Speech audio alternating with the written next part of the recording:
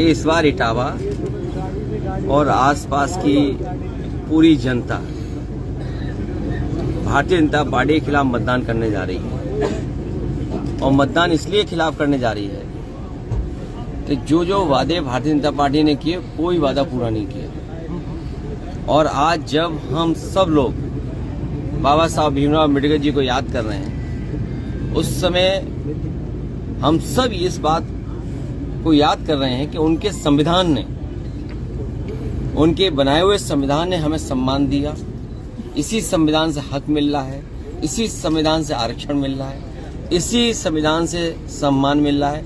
यही संविधान हमारे संजीवनी है और इसी संविधान को लेकर के भारतीय जनता पार्टी लगातार हमले कर रही है। उनकी कोशिश है कि संविधान में बदलाव ला दें। संविधान अगर खत्म होता है तो हमारा लोकतंत्र खत्म होता है। इलेक्शन कमीशन की एक्सरसाइज ये होनी चाहिए कि ज्यादा से ज्यादा वोट बने, लेकिन इधर देखने को ये मिल रहा है कि इलेक्शन कमीशन की एक्सरसाइज इस बात के लिए हो रही है कि वोट काटा जाए। और वोट काटने का इसलिए काम कर रहे हैं क्योंकि भारतीय जनता पार्टी हार गई और उत्तर प्रदेश में करोड़ों वोट कम होने जा रहा है।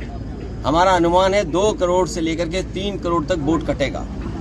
ये जो जनता में कागज ढूंढने का काम करा रहे हैं लोग, जनता कागज ढूंढ रही है अपने, इनके पास आधार है और वो आधार जिस पर हमारी फिंगरप्रिंट्स हैं, आधार जिस पर हमारी रेटिना का ले रखा है, उन्होंने प्रिंट ले रखा है, इनप्रिंट ले रखा है, सब कुछ जानकारी आधार कार्ड पे है।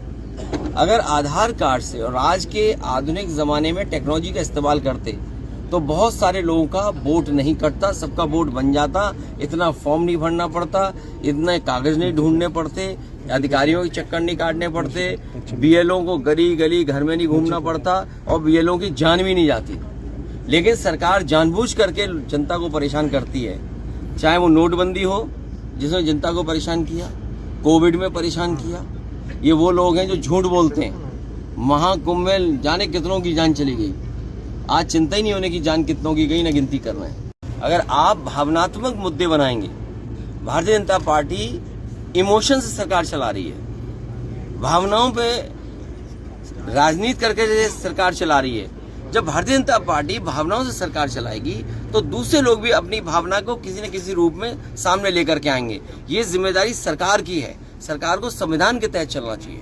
जो संविधान हमारा रास्ता दिखा रहा है, जो संविधान हमारा बाबा साहब भीमराव अम्बेडकर जी ने जो दिखाया, उस रास्ते में चल करके अगर चले सरकार तो किसी को इस तरह का व्यवहार नहीं करना पड़ेगा।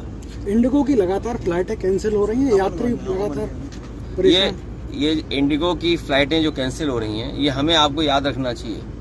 अगर उद्योगपतियों को आप ताकतवर बना दोगे तो सरकार के ऊपर दबाव बनाएंगे, सरकार के ऊपर रह करके काम करेंगे।